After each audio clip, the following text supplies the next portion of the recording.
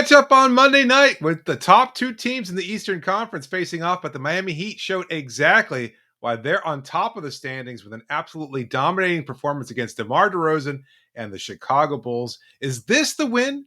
Is this the one that proves that Miami is one of the best teams in the NBA? We'll break it all down, show why the Heat have earned the right to be considered a true title contender, and rank which other Eastern teams are the biggest threat to Miami's dominance. All that coming up next.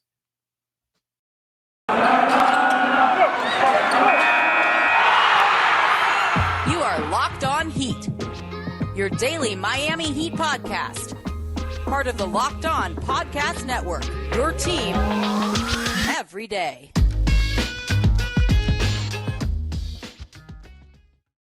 Hello, Heat Nation. It's a Tuesday edition of Locked On Heat, your daily podcast covering all things Miami Heat, however you may be listening or watching on YouTube, on Odyssey, or on your favorite podcast app. Thanks so much for making Locked On Heat your first listen every day. I'm David Ramil, and with me, as always, is my co-host, Wes Goldberg. The Heat were a little shorthanded on Monday night as they hosted the Chicago Bulls. Kyle Lowry missed the game yet again for personal reasons. So, first of all, best wishes to Kyle and his family. But that was about the only low point for the Heat, who did everything, and I mean everything, better than the Bulls on Monday, outplaying them in every aspect, seamless execution on both ends, and getting the kind of performances from everyone that make them the deepest team in the NBA. Gabe Vincent, starting in place of Lowry, led the team in scoring along with Tyler Herro. Both had 20 points. Jimmy Butler set the tone defensively early on with an absolute masterclass in the first quarter.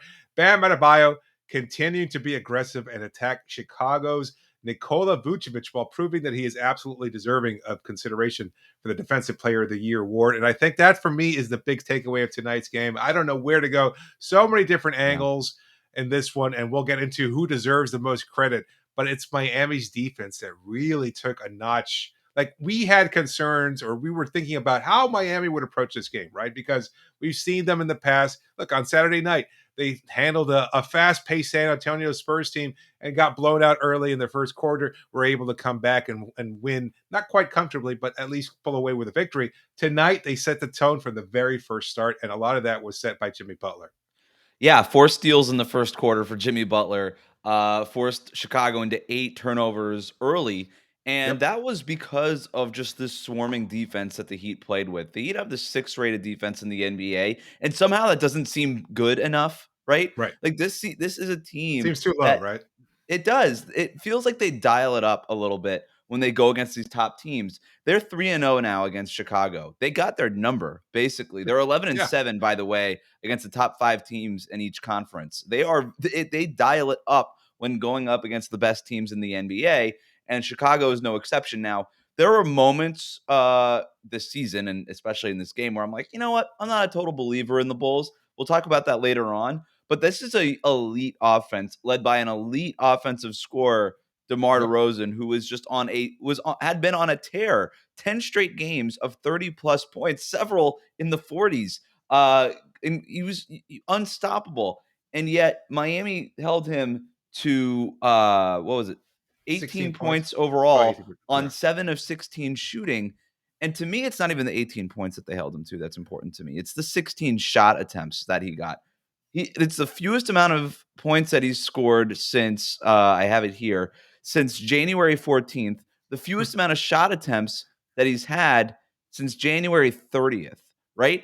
This is a big deal that the Heat were able to limit DeMar DeRozan in this way. And the reason being is Bam Adebayo. He's able to erase that space that DeMar DeRozan usually likes to occupy in that mid-range area, but also credit Jimmy Butler, Caleb Martin, Gabe Vincent, all these guys that were able to, PJ Tucker, these guys who were able to fight over and around, and in some cases, in PJ Tucker's case, through screens, and just sort of suck up that airspace that he's so used to getting, because a guy like DeRozan is able to feast on those mid-range shots because so many defenses give them up. Miami doesn't give them up. Miami gives up a bunch of threes, but they gave up the Chicago Bulls only shot 7 of 29 from 3-point range tonight. So it was an overall dominant performance defensively. It started with getting the DeRozan out of rhythm, and then there was just a ripple effect on the rest of that team. Yeah, look, the Bulls are a very good 3-point shooting team, second best in the East, in the NBA, actually. And Miami only held a few percentage points better than Miami. That's right. It was decimal That points that better than Miami. that number's going to change after they shot 24% Right. on Monday night. So Miami's defense really does a job. They held them to just 84 field goal attempts in total. To your point about DeMar DeRozan, like they're just able to rein in his offense as big a part of it as he is. They made him look pedestrian, like mediocre. Like he looks like he's been a very, very good player all season long. And yet he was kind of ho-hum. Like he just didn't dominate, especially in the fourth quarter. Like even when Miami had a 24-point lead early in the fourth quarter, I'm thinking to myself, is this it? Is this when DeMar is going to find a way to turn it up a notch? And Miami said, no, we're done. We're not going to let him go off. And they shut him down. They put the clamps on him, though, as well they should. Look. Yeah, no, that's a really good point. That first of all, that third quarter was absolutely dominant, 36-21 in that third quarter. Yep. But then you look at those first couple minutes of the fourth. How do you come out? They were out there with a lineup of like their starters weren't in there. It was Strus, Caleb Martin. I think Dwayne Dedmon was in the game at that point. Yeah. And they put the clamps on in those opening couple minutes of that fourth quarter. That to me shows like what a really great team. Like that's what a great team does. First of all, great teams dominate third quarters. They just do. They come out at halftime. They do what they need to do. They adjust whatever game plan if it needs adjusting, and they come out and they win the third quarter. Miami has been winning the third quarter for the latter part of the season. But then in that opening minutes of the fourth quarter, where a team will typically make its run, they just didn't allow Chicago to make its run. And we talked about DeRozan. The Bulls only scored 99 points in this game. I mean, this was one of the best defensive performances we've seen from one of the best defensive teams this season. Yeah, I mean the Bulls average 112.6 points per game. So I mean, like 13 fourth rated points below offense their in the average. league. Yeah. It's amazing to see Miami just, like you said, dial it up a notch. Look, Jimmy struggled offensively, but his effort defensively should be absolutely lauded because I feel like, as I said before, like he set the tone and then that was carried through by everybody because you had different moments. Like he didn't play the whole fourth quarter at all, if I'm not mistaken. He was able to sit out because Miami's lead was so large. Bam had such a fantastic effort, perhaps one of the best blocks of the season, if not the best block of the season, where at one point it was a lob tossed by Kobe White to Nikola Vucevic. And Bam is covering Kobe White and somehow manages to retreat backwards and still pack Nikola Vucevic. Like that's turned. I almost fell out of my chair on press row. He turns around while smothering Kobe White on one side of the restricted area, turns around and leaps and then swats this ball out of the air at its apex. And Vucevic is just left like, where'd the ball go? Like Vucevic was confused, it seemed, not just to turn around and then locate the ball, because again, he's spinning around, but then to jump up and then swat the ball out of the air at its apex and just be like, you know what? You're not even gonna have a chance to try this lob, dude. Like it was unbelievable. Like he's making these jaw-dropping type of defensive performance plays pretty routine now. And I asked Eric Spoelstra about it after the game, just like, is this as good as you've ever seen him? I just sort of asked him point blank. And Spo wouldn't say yes, but he kind of said yes. You know what I mean? Like he's better than he's ever been. Continued growth, continued evolution. Yeah, the Spo speak. That's my I know what you're aiming for. He said yes, and it's true. Yeah, you have to really, really read between the lines there because he's not going to give you that answer. I mean, look, he's the one to he coined the term "no ceiling" because he doesn't want to put a label on anybody and things of that sort. But basically saying yes, he's very, very damn good, and he's as good as he's ever been. And look, hats off to him. We talked about Bam's aggression and his turning it up another notch. I had concerns also without Lowry in the game. What were we going to see from Bam? Didn't miss a beat. Credit goes to Gabe Vincent, and we'll talk about him and all the other top performers from tonight's game in the next segment. But first, a reminder that this show is brought to you by BetOnline. Football might be over this season, but basketball is in full steam for both pro and college hoops. From all the latest odds, totals, player performance props to where the next fired coach is going to land, BetOnline.net is the number one spot for all of your sports betting needs. BetOnline remains the best spot for all of your sports scores, podcasts, and news this season. And it's not just basketball. BetOnline.net is your source for hockey, boxing, and UFC odds. Head to the website today or use your mobile device to learn more about the trends in action. BetOnline, where the game starts.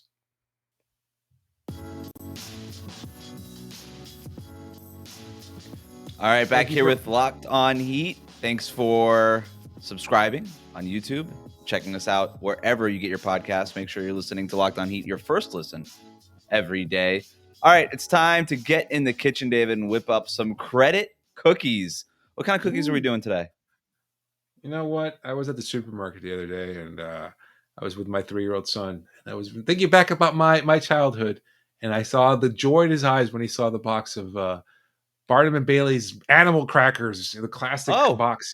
Yeah. So animal crackers. I'm not. They're not great. It's just it takes you back there. It's a hint of nostalgia with every bite there. The not buttery great. sugarness. Wait. Look. Are you getting the ones with the frosting on, like the frosting and sprinkles, or no frosting? Oh, I'm not a frosting and sprinkles kind of guy. No.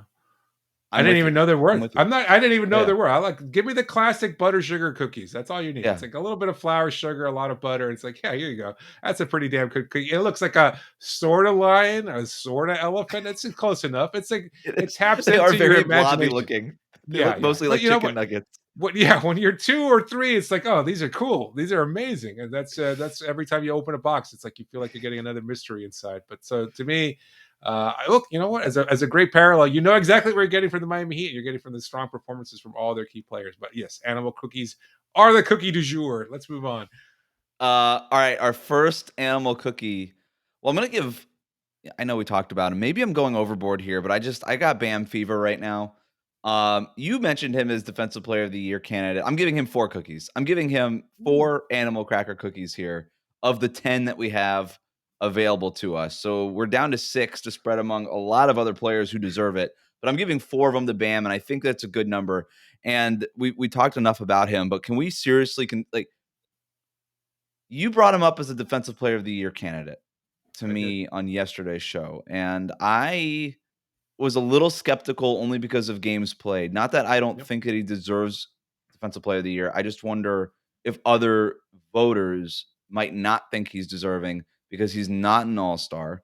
He didn't make the all-star game because of the games played situation, and I wonder if that's going to hurt him in the end. But you know what? Screw all that. We need to start leading the charge here. Bam should be the defensive player of the year. If it only ends up being 22 or 25 missed games by the end of the season, whatever it ends up being, I don't care. 60 plus games played in a COVID season where a bunch none of the real players played in December. Like I'm all in on Bam being the defensive player of the year. There's no reason why he shouldn't be. Just watch this game. This game could just be the highlight reel that the Heat send to potential voters for, and also Miami Heat. Like, own up to it. Push your guys, They please. You are. didn't push anybody They for are. All-Star. PR department, please push Bam. He deserves it. He's getting 4 of the cookies tonight. I can't disagree there. You can share some with Jimmy there defensively, but Bam continuing to stand out, and I love the banging of the drum for defensive player of the year because I think he deserves it. Like I just look, Draymond is a fantastic defender. I think you and I have both long Yeah. been supporters of what Draymond does. He's like a Hall of Famer. He's a game changer as far as the modern Yeah. NBA and everything else that it kind of encapsulates there. And yes, you've had strong performance from Giannis and Evan Mobley and others, but what Bam does on a nightly basis, like how are we overlooking this? And I think that's part of it, right? So much of this the award season is about narratives and stories. And Mhm. look, Tyler had a phenomenal start to the season. It's kind of tapered off a little bit. He's had a strong performance tonight with 20 points, and still somehow I feel like it's his award and nobody else really fits into that category. I know a lot of people are saying, "Oh, Kevin Love deserves it." He's been very, very good. He's just not as good as Tyler, I think. Having said that, like a lot of people are kind of overlooking what Bam does defensively because Yeah. there aren't enough crazy, sexy blocks. There are not enough crazy, sexy steals. There aren't the big statistics to back it up. Well, no, That's the whole point. the That's the whole problem is that point. nobody's talking about Miami and that they're not on national TV. And we've even like Thursday night's game just got yanked off of TNT. I understand that it's Unbelievable. Memphis and Boston or something like that. And like whatever, I get it. Like everybody wants to see Ja Morant. Can't help that. Boston's a big market, quote unquote, big market. But what the heck, man? Like somebody, can we please get Bam Adebayo? So look, I was on Twitter tonight and it felt like, I don't know, and look, my little Twitter bubble is only my little Twitter bubble, but it felt like people were really recognizing Bam tonight, at least on social media. So I hope this starts to catch on. I just hope that people are Absolutely. sick and tired of talking about the Lakers and the Nets and the Sixers and stuff, and just like, Whew. all right, can we at least give some shine to the team that now has a 2-game lead in the Eastern Conference and just beat the number 2 seed Chicago Bulls? First take, Stephen A. Anybody out there? JJ Anybody? Redick. JJ Redick's been our longest supporter JJ's been the there. guy. All right. Can Shout I out to give out Bam some cookies Adebayo here? also. 5 Yeah. assists tonight. We should Yeah. mention that with Kyle Lowry out. All right. I Last want. Can I give out go 2 ahead. cookies to Gabe Vincent? Like, No, I think okay, fine. 2 out of the 6. Come on, like Gabe stepping up, like Kyle Lowry missing the game, and he's been so instrumental. He's had some big nights scoring, just generating the offense, running the show out there. He steps out. So many of the questions about this team is who's the backup point guard, right? Does it have enough depth all season long? Everybody overlooking Gabe. I feel like I've been the loudest supporter of Gabe Vincent from day one of the season, recognizing the potential there defensively when everybody said he sucks because he can't make a shot. Well, guess what? He led the Heat in scoring with 20 points tonight on 7 of 13 shooting. He was fantastic. 4 of 8 from 3-point range. That's not 2 cookies worth. That's cookie worthy. That's cookie worthy. You're right. I had 1 cookie allotted for him, but you're right. We can give him 2. So now I need to give Jimmy Butler 2 cookies. That's 8. That's fine. 8 That's cookies 8. worth. So we've got 8 cookies.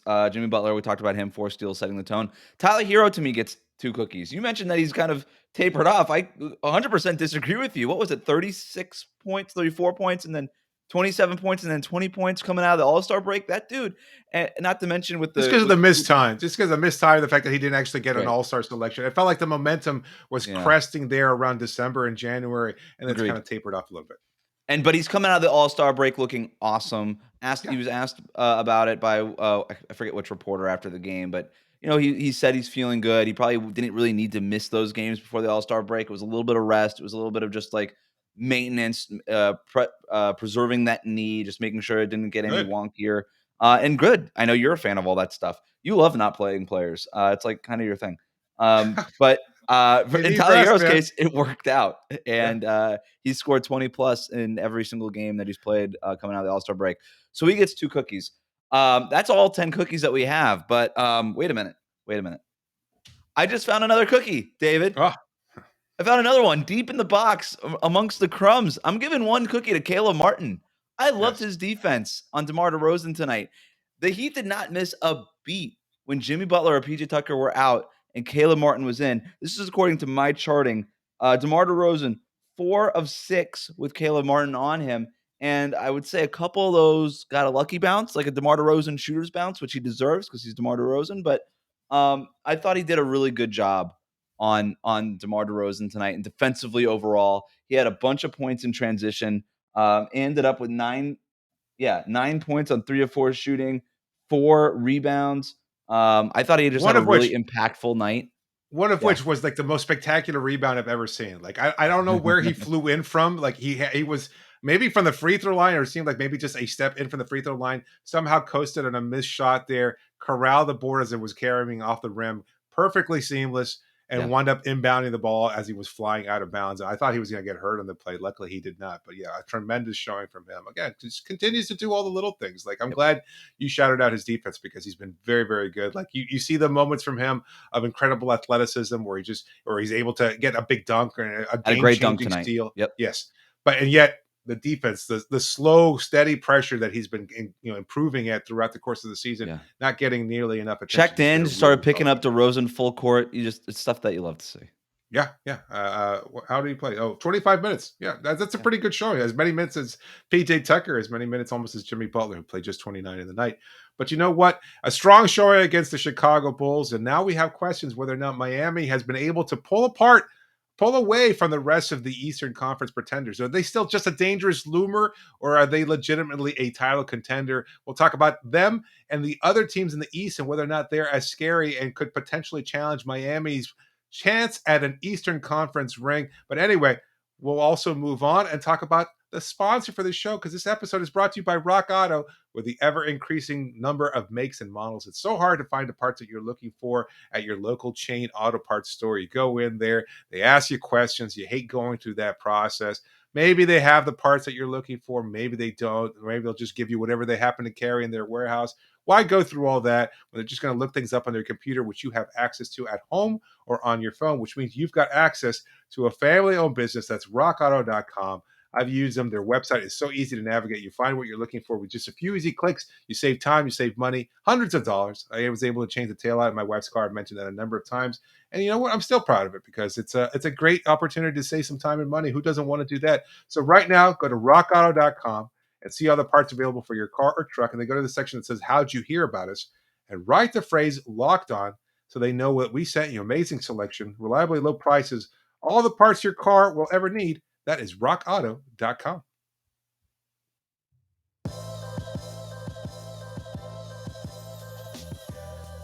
Thanks for making Locked On Heat your first listen every day. You can always reach us at lockedonheat@gmail.com or via Twitter using the hashtag AskLHeat. And of course, be sure to please subscribe to the show and leave a review. Here we are, following up Monday's big win over the Chicago Bulls. Now the Heat with a 2-game lead in the Eastern Conference standings. The Cleveland Cavaliers losing tonight to the Minnesota Timberwolves. The Brooklyn Nets also losing yet another game. And we have to look at the Eastern Conference standings, and you wonder, does this mean that the Heat are legitimately a title contender? Because I know we've had this discussion before, but it's showing like more and more that they actually are. They've won 4 straight. They've won 9 of their last 10. That's much better than any other team in the Eastern Conference right now. Well, Boston's won 8 of their last 2. People like to talk about Boston. They have the second best point differential in the Eastern Conference. They've got a 2-game lead and just beat the number 2 seeded Chicago Bulls. Philadelphia has James Harden. They're surging. They've won 3 straight. Cleveland is starting to fall off a little bit. Milwaukee, people have questions now. People are starting to voice those questions in the national media.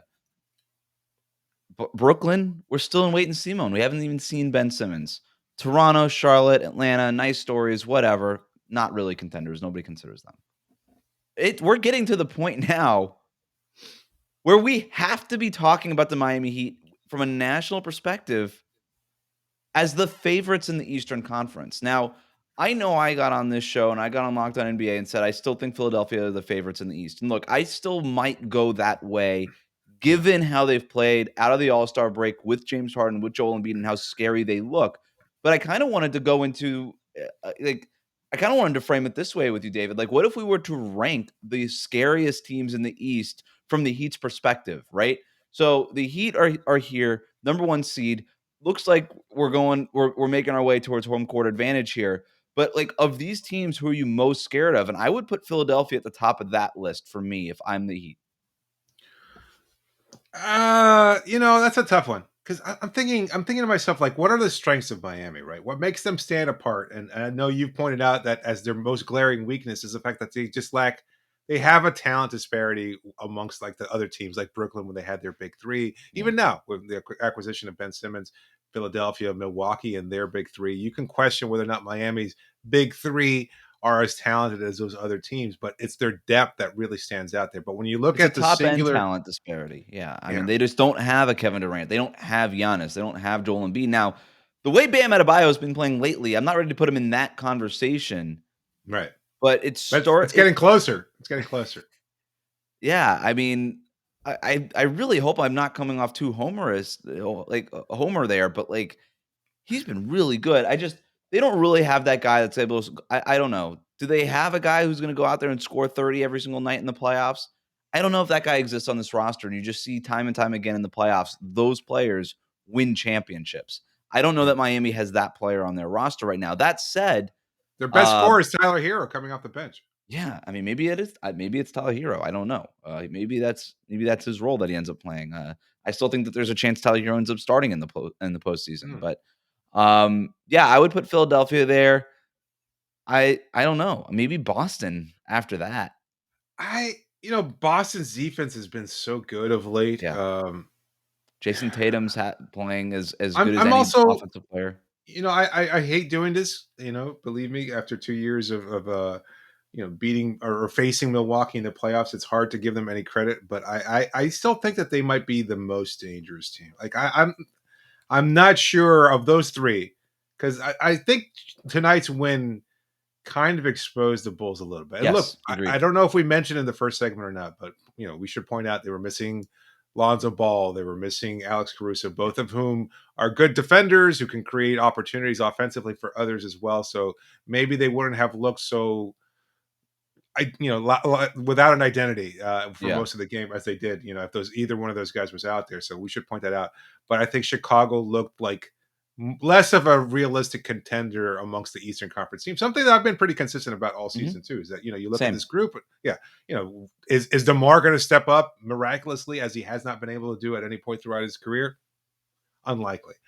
Their point differential, which is a better marker than record, is the worst of anybody in the top 6. Like anybody, it's actually it's right there with they're closer to a team like Toronto than they are than a Miami or even like a Cleveland or a Milwaukee, right? Yeah. I'm with you. I've never been on the Bulls. Cool. Like they've been awesome in the clutch, and that's why their record is what it is.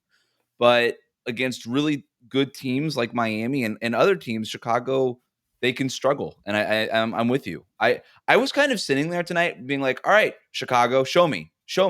And at no point did they show me why they're a contender.